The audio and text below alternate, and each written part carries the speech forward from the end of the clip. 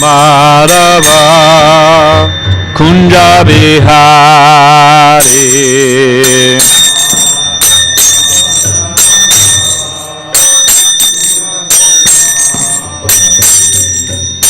Gopijana Vallabha Girivanadari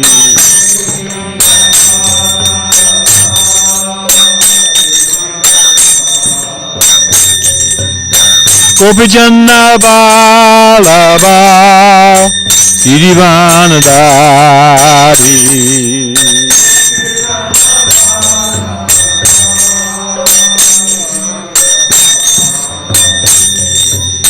Jasoda Nandana Rajajana Ranjana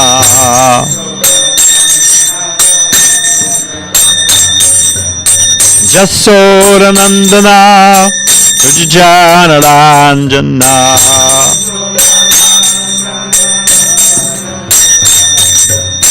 Jamuni Tira Vanatari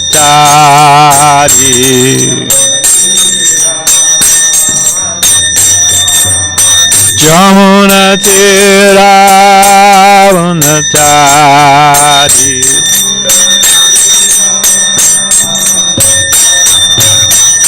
Jaya Radha Madhava Kunja Bihari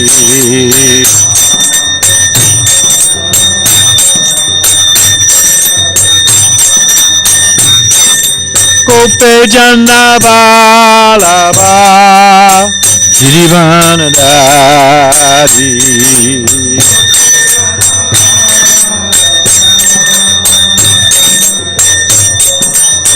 Jasoda Nandana Brajajana Ranjana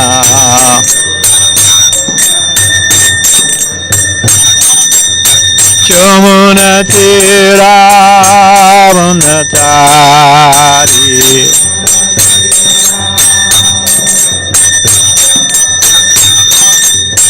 Hare Krishna Hare Krishna Krishna Krishna Hare Hare Hare Rama Hare Rama Rama Rama Hare Hare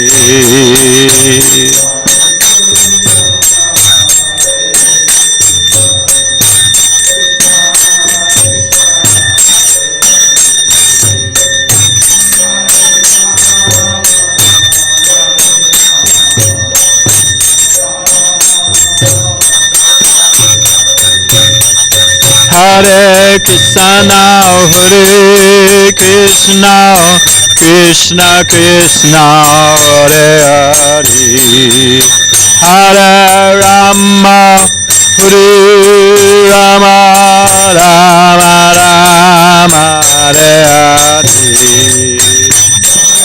Oh!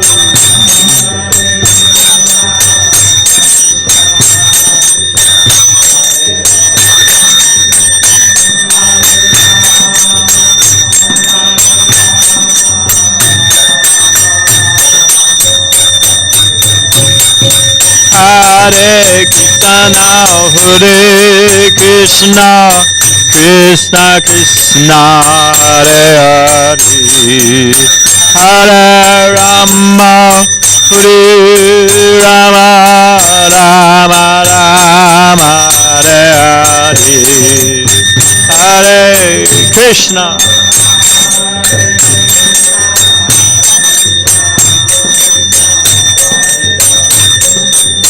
Hare Rama, Hare Rama,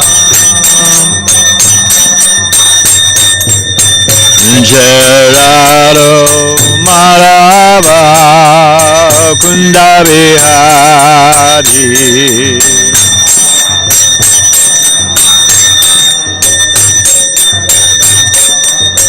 Jaya Radha Madhava Kunda Vihari.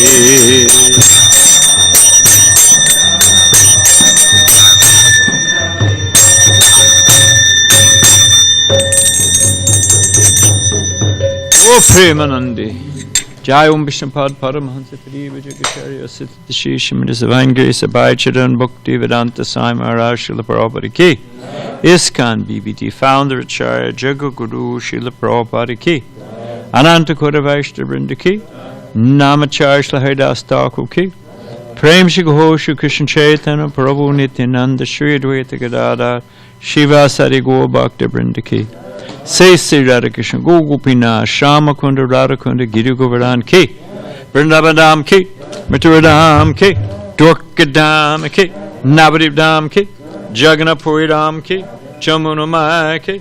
Gangamai Ki. Tulsi Maharani Ki. Bhakti Devi Ki. Samveda Bhakti Vinda Ki. Srila Prabhupada Ki. Say Siddhara Giridhari Ki. Shri Krishna Sankirtana Jaga Ki. Gopremanandi. All glories to the Sum of devotees. All glories to the Sum of devotees. All glories to the Sum of devotees. All glories to Divine Lord Sita C. Guru and Gauranga. Krishna Sadamo Bhagate Damaganadi Bisaha Kalanda Sadashomesha Parano Kodanodita Narayana Namaskritchanaram Chaivam Narottama Devim Sarasatim Vyasam Tato Jaya Mudirayat. The Bhagavatam is Brinda's son. It is arisen just after the departure of Lord Krishna to his own abode, accompanied with knowledge, religion, etc. Persons who have lost their vision to the dense darkness of the age of Kali should get light out of this Purana. Before beginning our study of the Srimad Bhagavatam, which is our very means of conquest, we should first offer our respects to the personality of Godhead Narayan, to the Narayan Rishi, the supremmost human being, the goddess of learning Mother Saraswati, the author Srila Vyasadeva, and my spiritual master Srila Prabhupada. Om Namo Bhagavate Vasudevaya. Om Namo Bhagavate Vasudevaya. Om Namo Bhagavate Vasudevaya.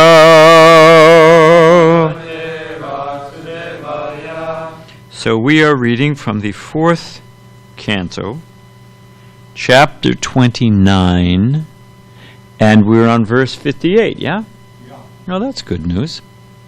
Karmani arabate yena puman iha vihaya tam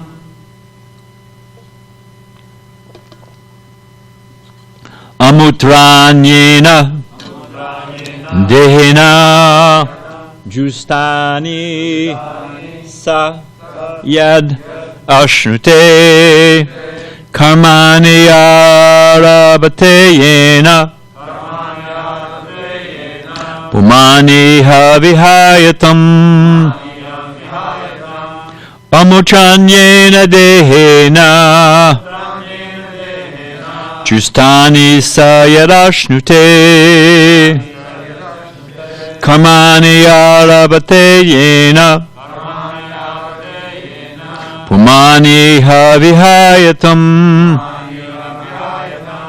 Amuchanyena dehena Justani sadyarashnute Karmani arabateyena Pumani havihayatam Amuchanyena dehena Justani sadyarashnute.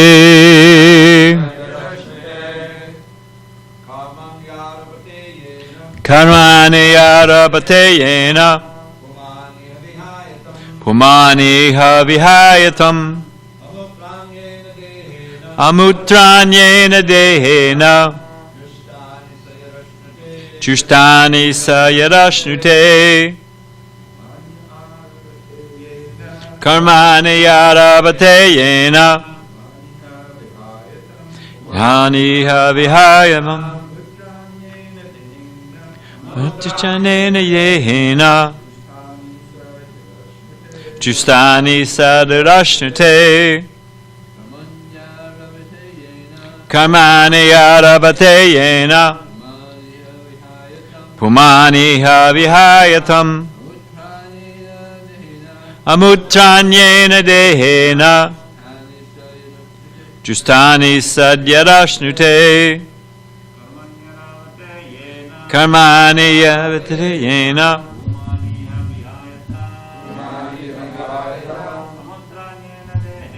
Amutranyena Dehena Justani Sad Karmani, fruit of activities. Arabate, begins to perform. Yena, by which. Puman, a living entity. Iha, in this life. Vihaya, giving up. Tam, that. Amutra, in the next life. Anyena, another. Dehena, by a body. Justani, the results. Sa, he. Yet, that. Anushyate, enjoys. Translation. The results of whatever a living entity does in this life are enjoyed in the next life. Also, you say. The results of whatever a living entity does in this life are enjoyed in the next life. Purport. A person generally does not know how one body is linked to another body. How is it possible that one suffers or enjoys the results of the activities in this body in yet another body in the next life? So what we do in this life, we're suffering in the next life. What is that all about? This is the question the king wants Narada Muni to answer.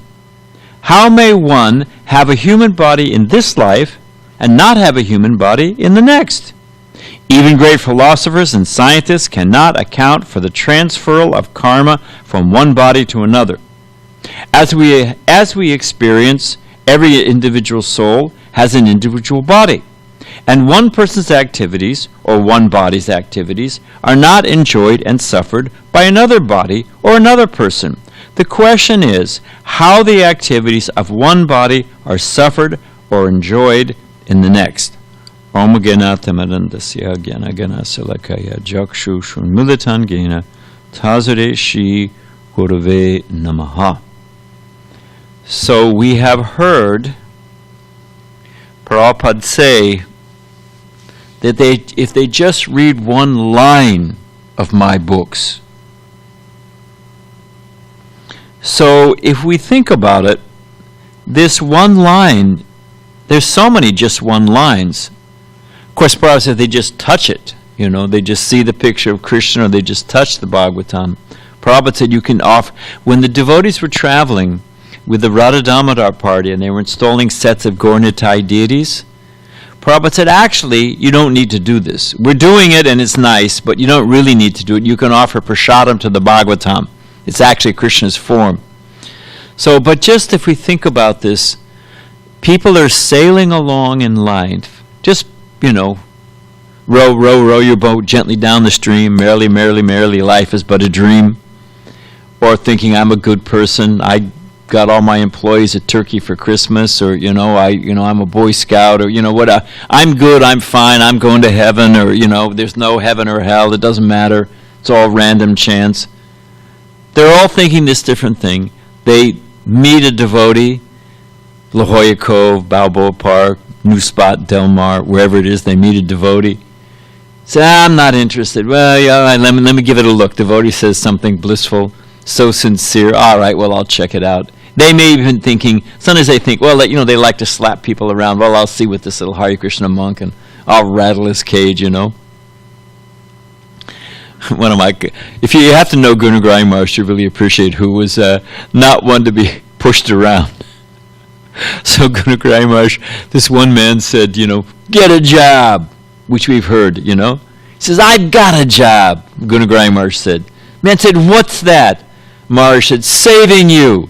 And he said, and it's not easy. The guy didn't know what to say, So, but still, they have their different reasons. So they open up the book. And if they just read this one line, let me go back to it. I mean, it's amazingly profound. The results of whatever a living entity does in this life are enjoyed or suffered in the next life. What? Buy now, pay later? That everything I do, that I have to answer for? Everything's recorded, everything's witnessed? In the secrets of my own house, or on my in the dark web, or and yet everything is in the core of my heart. Whatever desires, whatever aspirations, I thought I got away with it. Every single thing, big or small, is recorded. Buy now, pay later. What's the result of that? I'm sailing down the street. Who to ask? We'll ask Bhakti Glenn. I'm sailing down the street. I'm thinking everything's just groovy. I'm getting away with murder, and I'm enjoying like anything, and, I'm going to drop dead and leave a good corpse. Dust to dust, ashes to ashes. All over, fine. When I read this line, the results of whatever a living entity does in this life are enjoyed in the next life, what do I think?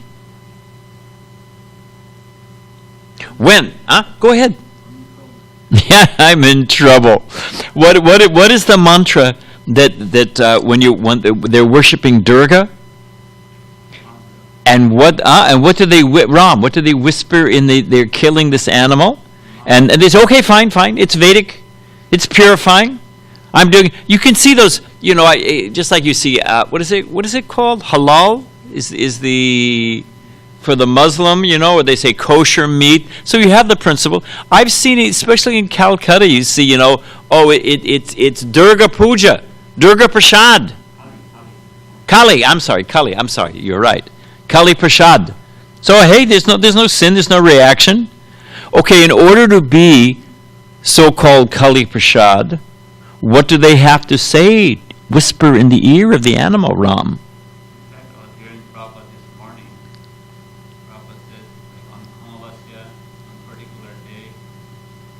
Yeah, it's not all the time. You have the moonless night, so many things, yeah. And what does Prabhupada say? So I'm killing you now. You get to kill me in the next life. So anybody who's got half a brain, what do they think after a while? Yeah, why should I? This is adding up. I'm building up a heavy tab here. I'll put it on my tab. Put it on my tab. After a while, that tab comes due. So just wait a minute. There used to be, well, I won't go into it, but there was I'll say it. When I was, I don't know what, in high school, there was a comedy group called Firesign Theater. I don't know if you remember Firesign Theater. They were classic. It was a real wake-up. And they had an album. In those days, people did LPs. It was an album. And it was titled, Everything You Know Is Wrong. And I remember when I started reading Prabhupada's books, I thought, wait a minute. Everything I know is wrong. Wait a minute. Where am I going? What am I doing? So just this one line, it's meant to cause a revolution. Prabhupada says in the introduction of this is to give us some confidence when we hand out these books. They are time bombs. And we've found it again and again and again, what do you call the delayed action fuse? You put it in the house, and we've had people, they get, Vijay has oceans of stories, but people, they open the book, they think, is this in Chinese? They can't, they read first chapter Bhagavad Gita, it's got all these different names, and they're holding the book upside down. They don't know what's going on here. They put it on the shelf. Krishna's directing the wanderings of all living entities. They get knocked around, buffeted, they get polished and purified. A couple years later, they take the book off the shelf. Wham! Everything makes complete sense. So it is a mystical thing, and they're all sailing along in the wrong direction. And they're only, I mentioned it, but we have a few new faces. I'll say it again. When they had they spent, anyone who remembers, was it 15, 20 years ago, they remodeled downtown?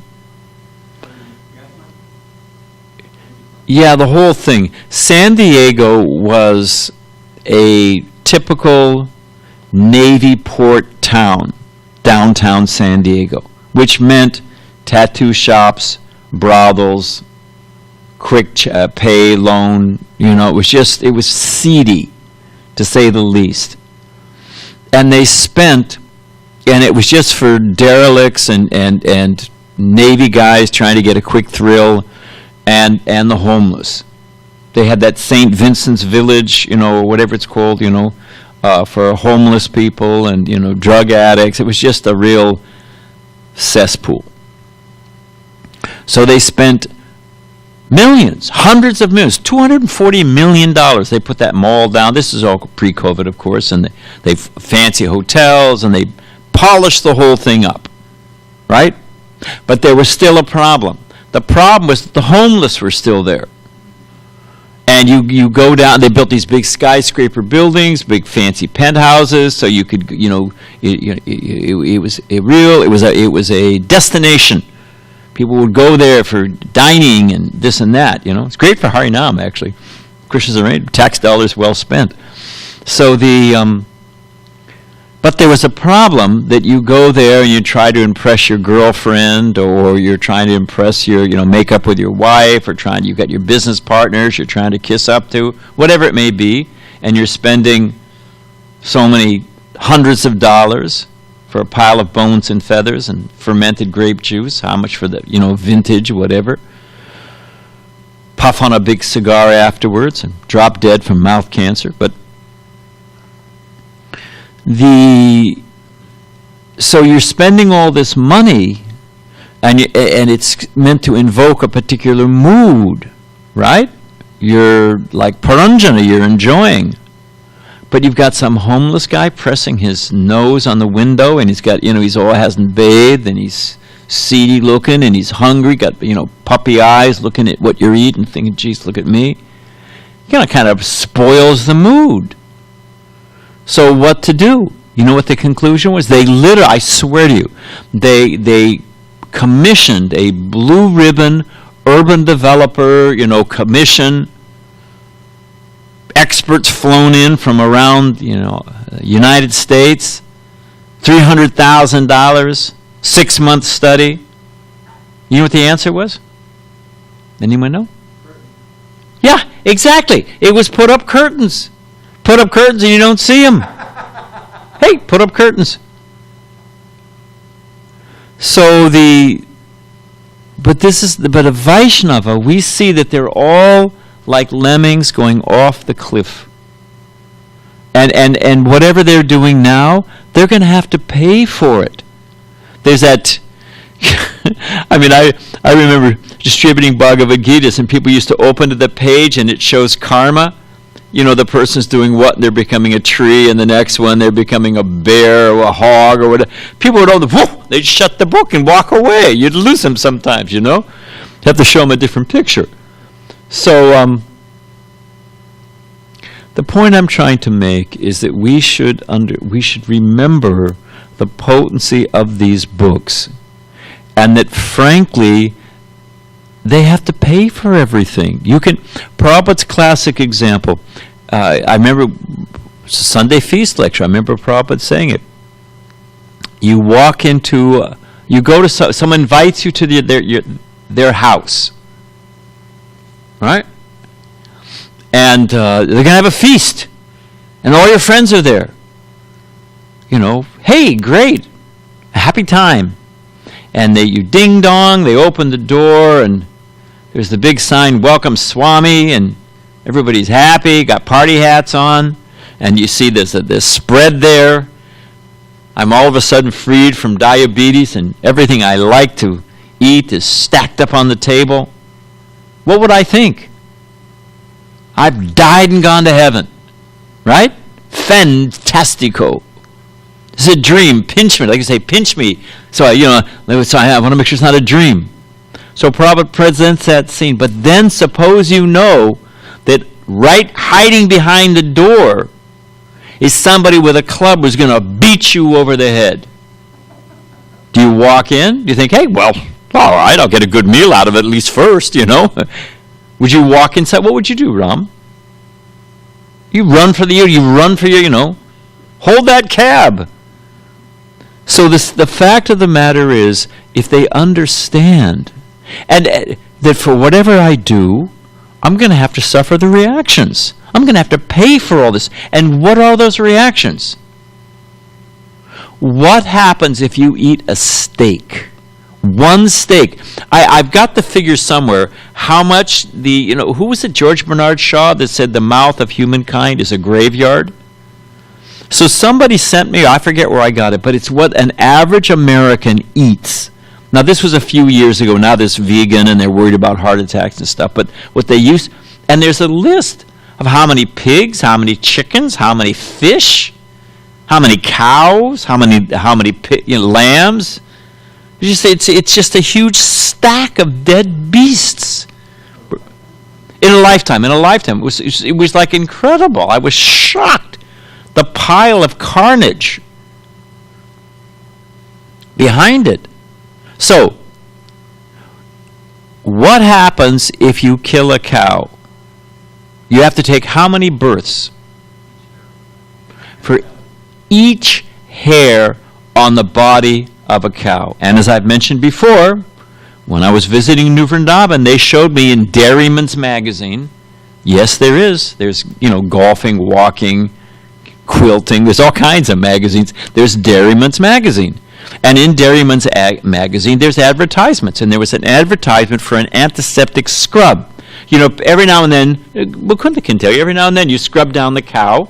It's good, they get ticks, they get all kinds of stuff, so you scrub them down. I don't know how often, but every now and then. Or maybe if they get disease or whatever it is. So it's an antiseptic scrub. And in that, it's saying how it was clean, every follicle, every this and that. It was their advertisement. They said the average cow has over 2,000 hairs per square inch. So Dravida said 10,000 births. What? No, I'm sorry. 1,000. 20,000 years that there are hairs in the body. Yes, and we can calculate how many hairs there are. As I'm saying, there's 2,000 hairs on average per square inch. So figure out the circumference of a cow. Figure out the square inches. I mean, who knows how many square inches there are? Multiply it by 2,000, and then you multiply it by another 1,000. What is it? I mean, you practice, and Prabhupada says sometimes in Bhagavad Gita, practically speaking, they'll never see the light of the day. They'll just be, from womb to womb to womb, butchered womb, So, if we stop and think about what is the destination of these people. So, let's see, what is the time? Because I did want to read something. No, I got my, thank you though, I got my clock here.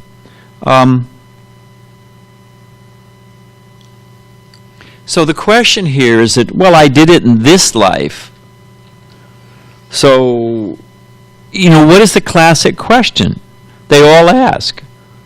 And they present it as proof of there being no God, because God must be, by definition, I mean, of course, now they've got so many weird definitions. But he must be all-powerful and merciful. All-knowing, all-powerful, and all-merciful. He knows everything that happened. He can adjust all-knowing, omniscient. Okay. Then he must be all-powerful. Otherwise, what is he? You got a hackneyed God who, Prabhupada walking in Detroit, in Belle Isle Park, saw, it was fantastic. Prabhupada was walking along, said, oh, what is this? Stopped, got off, and walked towards, it was a big statue. Prabhupada wanted to get a closer look. And it was Atlas holding the globe, oh. So Prabhupada said, what is this? He said, oh, this is Atlas. He's a Roman god or Greek god, whatever it is. And he's holding up the earth. And he's got, Atlas has got big muscles, and he's, it's a workout holding up the earth. Prabhupada said, we are not interested in this kind of God. Krishna doesn't have to lift weights. He doesn't, with his little finger of his left hand, so this is Krishna, Giridhari. So, must be all-knowing, must be all-powerful. Okay, he knows what's going on. Why is it that some child is born blind and the other child with sight? Where is the justice in that? If there's only one life, can you explain to me what is the justice of that? And how do you reconcile that with an all-powerful, all-knowing, and most importantly, what is the next qualification? All-merciful. So he knows everything. He's got the power to fix it. And God is merciful, so why doesn't he fix it? So how in the world do you explain all these disparities? Silver spoons to some mouths, golden spoons to other, the old psalm. How do you explain it? How do you explain that one child is born blind? One child is born blind, one child is with sight. So God is capricious. God is cruel. He's just rolling dice up there in the kingdom of God. How do you explain it? Any Christian, when they get arrogant and you're going to burn in hell, of course, why even waste your time with them? Generally speaking, it's a waste of time, unless you find it. But if there's a moment of discussion, you can just ask him this simple question: do you believe that God is all powerful? Yes. Do you believe that God is all merciful? Yes. Then please explain, if there's only one life, why the disparities. And the only answer you're going to get, I'll tell you the answer because I've done it many, many times, and I've done it with Christian scholars. The best answer you're going to get, and you can see if you're satisfied with it, is, well, unless someone is born in difficulty, then how can you exercise mercy and charity and compassion? There has to be someone in need of your charity. You follow? To be, what is it, the golden rule, do unto others as you would have them do unto you, and that, that if you love God, then love me, love thy neighbor as thyself. So how can you practice Christianity unless you've got someone who you can help? Right? Are you satisfied with that answer?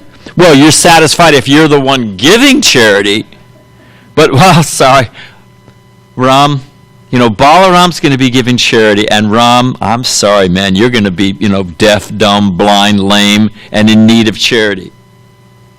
Are you happy with that? You think, well, what? Wait a minute. Did I get the, I don't remember drawing the short straw, and that would all, even then, would require that there be a before one taking's birth. Even then, the old thing with a short straw. So that would mean that you'd have to choose before you were put in the womb. So there'd have to be, a life before the womb. So, it just doesn't work. What's the only answer? Dravida. Okay, law of karma, but what's the precursor to the law of karma? Yeah, transmigration. It's the only thing that makes sense. Otherwise, to tell you the truth, if you don't recognize karma and transmigration, then really the only position is to be an atheist. That there's no God. Because how else in the world do you explain the thing? Now, even if and here's another example, Radhanath Maharaj's famous magic silo. Why? You know what? A silo, a grain silo, where they store the grains. You see the long, thin tube there on the farms, and if you've ever been in the Midwest, you've seen so many of them. Even in our Central Valley, here in California. So, suppose I'm out there and I see Farmer Bob, and I see that he's harvesting wheat, and he's putting the wheat into the silo. Okay? I can see it. It's tangible. But then I see that he opens up the silo at the bottom, and corn is coming out. Oh, it's a magic silo. He's putting wheat in, and it's being transformed into corn. Correcto, Bhakti Alex? What happens? What's happening? And when was that corn put in? I may not have seen it, but one can understand. If there's corn coming out and wheat going in, we can understand, oh, they must have put in corn earlier. It's just, you don't have to be a rocket scientist to figure that one out. So once you understand, just this one line, that I got to pay for everything. Oh, wait a minute. Well, then there's karma, then there's transmigration. And the other thing is, the other question that's being asked is, what is well, how does that work? You know, it appears to be finite, like it's boxed. It's terminal, in both senses of the word. So I've got this body. I'm born, I perform activities, and I die. Okay, well let's call that that's a closed system, a hermetic seal. It has a beginning and an end, right? And then I'm over here in another body. Well, what's the connection? What I did in this life, where's the connection in this life?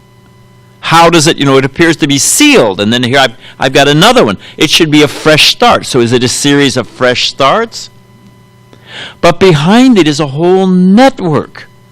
Like Prabhupada talks about his professor at Scottish Churches College is trying to debunk karma, and says, where's the witness? Prabhupada said, the sun's the witness, the moon is the witness, the directions are the witness, the devas are the witness, and who even more is the witness? Sarvasha chaham hridisani visto, matasmita jnanam apovanam cha. Krishna's there as the witness, and he's giving it to, don't you remember you wanted this in your last life? He's arranging everything.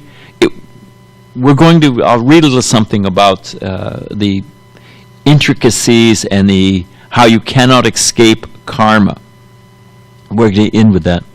But what's the connection is the mind. And Krishna describes in Bhagavad Gita, this is just 15th chapter, verses 7 through 10. I'm just going to do the English.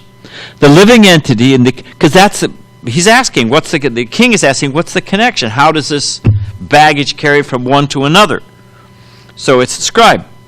Okay, so who can help me out before I read this section from Bhagavad Gita? What is, other than Dravida Prabhu, what is the connection? What is the thread that connects these different bodies? Okay, Super Soul's there. We accept that Super Soul is there, as the remembering, as the witness, and as the, man proposes, God disposes. Okay, fine. But for the individual jiva, now we're talking about the individual jiva. Jiva's in body A, now jiva's in body B. We understand there's all the witnesses, there's Krishna as Super Soul. But what is the connecting thread other than the soul, which is more or less neutral? What is the connecting? It's the subtle body. So here it is. Krishna says in Bhagavad Gita, 15th chapter. So that's the thread that's running through that connects all the thing. The living entities in the conditioned world are my eternal fragmental parts. Due to conditioned life, they are struggling very hard with the six senses, which include the mind. And anyone who doesn't agree with that isn't paying attention, And they're all in anxiety. I mean, now with this COVID thing, are we in anxiety about COVID?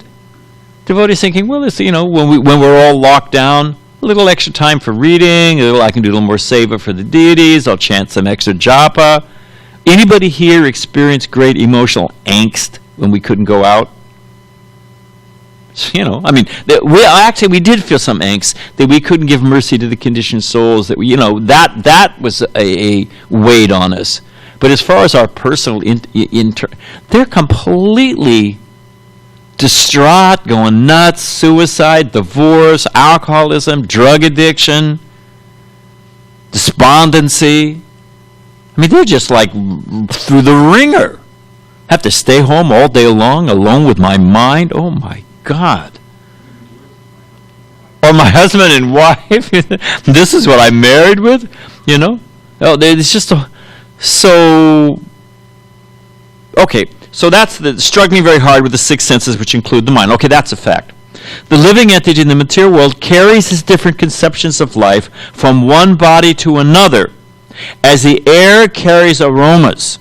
Just like the air blows through, it goes through a rose, it goes through the garbage dump, it goes past the pizza parlor.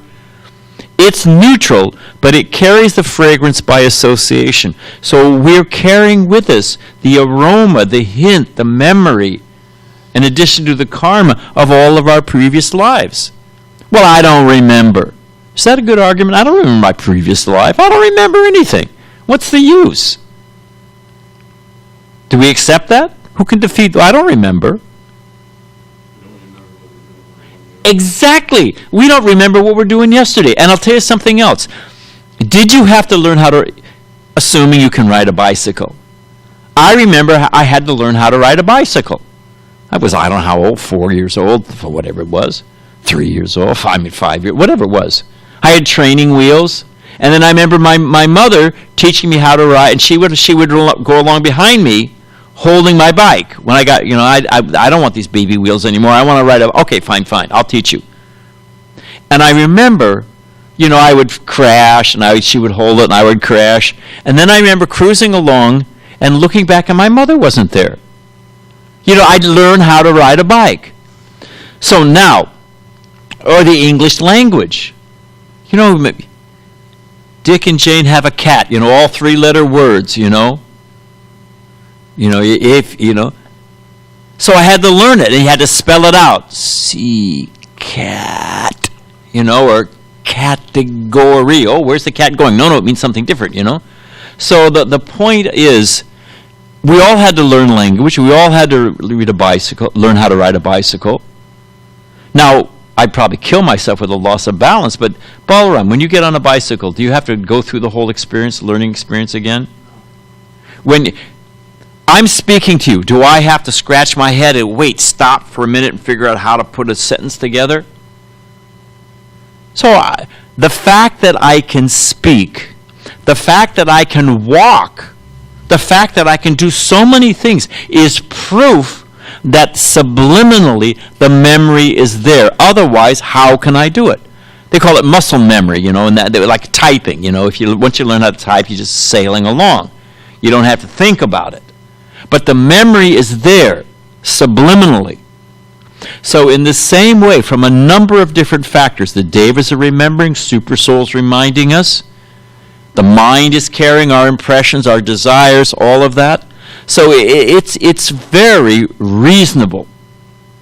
They study the laws of physics. I mean, this is basic, and we all know this. But there's laws of motion. Something will, something will be stationary unless acted on by an outside force, and once it's in motion, it'll continue to motion unless stopped by an outside, laws of inertia. There's all these things. That's how they do everything. But aren't we bodies in motion, moving through time and space, the living entity?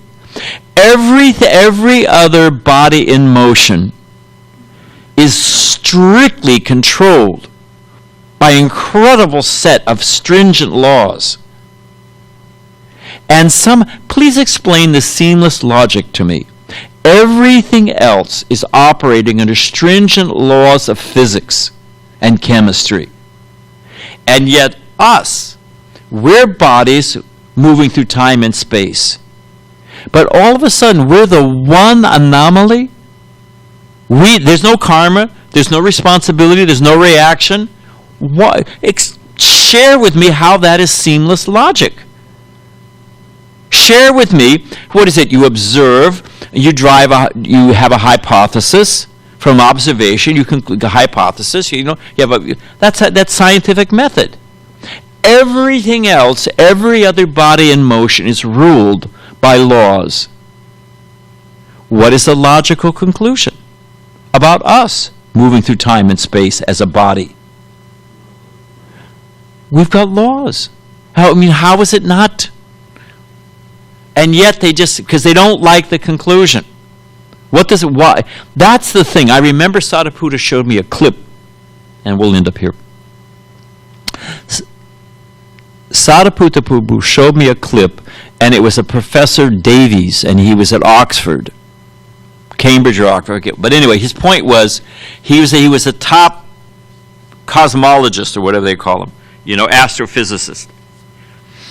And he said, there's only two alternatives. Either the world is happening by chance, random chance, or it's happening by design. And he said, frankly, I have chosen to accept that it's happening by chance, because the alternative is just too unpalatable. Those are his exact words. Why is it unpalatable, the alternative? Yeah! Then I got to answer for what I do. Then I'm controlled. I'm responsible. There's a reaction. Whoa, I better shape up. Robin's classic example. Okay, America, it's state of the right. Do we stay on the right side? What do we, Yeah, and I go to, help me out here. But if I go to the UK, or I go to Singapore or Hong Kong or India, of course India is pretty much free for all in principle, I have to stay to the left, isn't it? Now, first off, if the police stop me and say, hey, what are you doing? You're on the wrong side of the road. Well, in America, they drive on the right. Am I going to be excused? And even if you do escape, I remember we used to do the painting. Sometimes we'd be in Singapore, we'd be in Hong Kong, or wherever it was, And the first day or two, because we rent cars, first day, you'd cruise out and think, why is everybody coming my way? Oh, wait a minute. Oh, wait a minute, Oh, I'm the one who's wrong. So the simple fact of the matter is that at this one line, one verse in Bhagavatam, everything is topsy-turvy, changed around, and one's whole system is rewired. That's how profound and essential Srimad Bhagavatam is. So I think we'll end there because of the time factor. But I wanted to read something I'll do this just for fun. It's not just us, but anybody who's got a brain. Well, there's a lot more I could say. But this is from Benjamin Franklin. And especially if you're raised in America, Ben Franklin's one of our founding fathers. And he's, there's so many, frankly, pun intended, or just thought of, there are many, a stitch in time saves 9, healthy and wealthy, early to bed, early to rise, makes a man healthy, wealthy, and wise. There's so many things that Ben Franklin said, that are woven into the American psyche. So here's his epitaph, or what's literally written on his gravestone. This was Ben Franklin wanted this on his gravestone. Isn't Ben Franklin Happy Ben? Isn't he on the $100 bill? Yeah, happy. So Ben,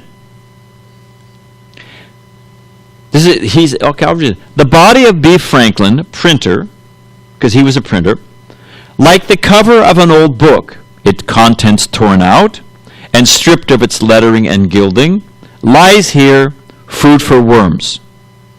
But the work shall not be wholly lost, for it will, he believed, appear once more in a new and more perfected edition, corrected and amended by the author. The author meaning God. It's a capital A. I'll say it one more time. This is on his gravestone, Ben Franklin, founding member, about this principle of karma, and there's a next life, and you're going to have to answer for it, and there's strict laws. Whoa, wait a minute. I'm not an animal. I got responsibility. With freedom comes responsibility. So I'll read it one more time, and then we'll read this other thing and be done. The body of B. Franklin, printer, like the cover of an old book, its contents torn out and stripped of its lettering and gilding, lies here, food for worms. But the work shall not be wholly lost, for it will, he believed, appear once more in a new and more perfect edition, corrected and amended by the author. That's on Ben Franklin's gravestone. Okay, so now, how you can't escape and the intricacies of the law of karma, and everybody, the wheel of justice turns slowly, but grinds infinitely fine. Okay, so here we go, and we'll be done. At the 2008 annual awards dinner given by the Forensic Science, AAFS President Dr. Don Harper Mills astounded his audience with the legal complications of a bizarre death. In other words, here it is. Here's the story. On March 23, 2008, the medical examiner viewed the body of Ronald Lopez and concluded that he died from a gunshot wound to the head. The decedent had jumped from the top of a 10-story building intending to commit suicide. He left a note to that effect indicating his despondency. As he fell past the 9th floor, he's on the roof, jumping off. What did it say? How you doing? So far, so good? That's what the man who fell off the roof said before he hit the ground. So here's Ronald Lopez. He left a note indicating his despondency. As he fell past the 9th floor, his life was interrupted by a shotgun blast passing through a window that killed him instantly. So as he came past the 9th floor window, somebody had shot a shotgun, and the shotgun killed him. He hadn't hit the ground yet. So he was living, which killed him instantly. Neither the shooter nor the decedent was aware that a safety net had been installed just below the 8th floor to protect some building workers, and that Ronald Lopez would not have been able to complete his suicide in the way he planned. He would have been caught in the net. Ordinarily, Dr. Mills continued, a person who sets out to commit suicide and ultimately succeeds, even though the mechanism might not be what he intended, is still defined as committing suicide. That Mr. Lopez was shot on the way to a certain death 9 stories below level, but that the suicide attempt probably would not have been successful because of the safety net, caused the medical examiner to feel that he actually had a homicide on his hands. Because the guy wouldn't have been able to kill himself, but he was killed by whoever shot the room on the 9th floor from whence the shotgun blast emanated was occupied by an elderly man and his wife. They were arguing vigorously, and the husband was threatening the wife with a shotgun. The man was so upset that when he pulled the trigger, he completely missed his wife, and the shotgun blast went through the window, striking Mr. Lopez. So now, it seems we found the murderer, right? Not so. When one intends to kill subject A, he planned to kill the wife, but kills subject B in the attempt, one is guilty of murder of subject B. When confronted with a murder charge, the old man and his wife were both adamant. They both said that they thought the shotgun was unloaded. The old man said it was his long-standing habit to threaten his wife with an unloaded shotgun. He had no intention to actually murder her. Life in the Bronx or whatever it is. Therefore, the killing of Mr. Lopez appeared to be an accident. That is, the gun had been accidentally loaded. Wrong. The continuing investigation turned up a witness who saw the old couple's son loading the shotgun about 6 weeks prior to the fatal accident. It transpired that the old lady had cut off her son's financial support, and the son, knowing the propensity of his father to use the shotgun threateningly, loaded the gun with the expectation that his father would shoot his mother. You see? Another layer of conspiracy here. The case now becomes one of murder on the part of the son for the death of Ronald Lopez, because the son is the one who loaded the gun that the husband used to threaten the wife, that missed the wife, and hit Ronald Lopez when he went past the window. Okay? The case now becomes one of murder on the part of the son for the death of Ronald Lopez. But here comes the exquisite twist. Further investigation revealed that the son was, in fact, Ronald Lopez. He had become increasingly despondent over the failure of his attempt to engineer his mother's murder and thus get his financial allowance. This led him to jump off the 10-story building on March 23rd, only to be killed by a shotgun blast passing through the 9th-story window. The son had actually murdered himself, so the medical examiner closed the case as a suicide. That's pretty far out. So it says it was sent to me by Mukunda Marsh. No, Mukunda Marsh sent it to me. Who, you know. You couldn't make it up. So So the simple point is, I've got a whole set of bizarre deaths. Just, what? 2008. So the simple point I'm trying to make, as the Bhagavatam, it is one line, the importance of putting the Bhagavatam in their hands, putting Srila Prabhupada's books, and that the conditioned souls hear this message. Everything they know is wrong. They're going right off a cliff. They're going to have to pay for everything they're doing. They have no idea of the karmic debt they're carrying. And only the Vaishnavas delivering the message of Bhagavatam can save them. Okay, all glories to Srila Prabhupada. Hare Krishna.